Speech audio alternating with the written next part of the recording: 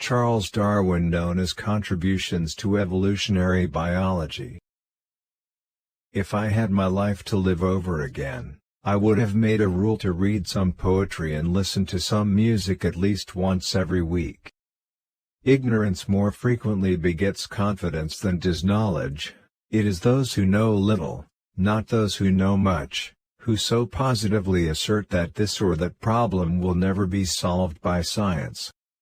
Thus, from the war of nature, from famine and death, the most exalted object which we are capable of conceiving, namely, the production of the higher animals, directly follows.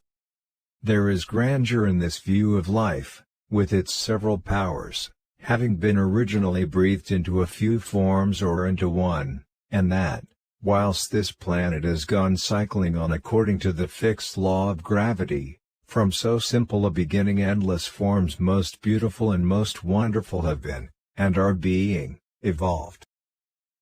If the misery of the poor be caused not by the laws of nature, but by our institutions, great is our sin. We stopped looking for monsters under our bed when we realized that they were inside us. It is not the strongest of the species that survives, not the most intelligent that survives. It is the one that is the most adaptable to change.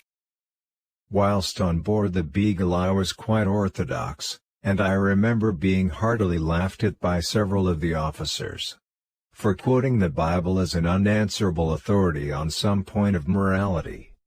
But I had gradually come by this time, 1836 to 1839, to see that the Old Testament, from its manifestly false history of the world, with the Tower of Babel, the rainbow its sign, and from its attributing to God the feelings of a revengeful tyrant, was no more to be trusted than the sacred books of the Hindus, or the beliefs of any barbarian.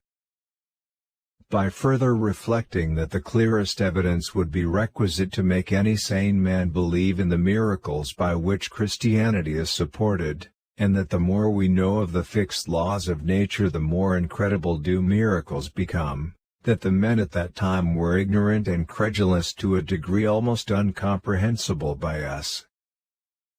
The Gospels cannot be proved to have been written simultaneously with the events, that they differ in many important details, far too important, as it seemed to me, to be admitted as the usual inaccuracies of eyewitnesses, by such reflections as these, which I give not as having the least novelty or value.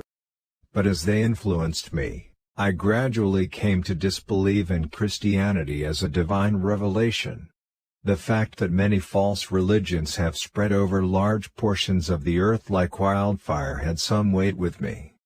Beautiful as is the morality of the New Testament, it can be hardly denied that its perfection depends in part on the interpretation which we now put on metaphors and allegories.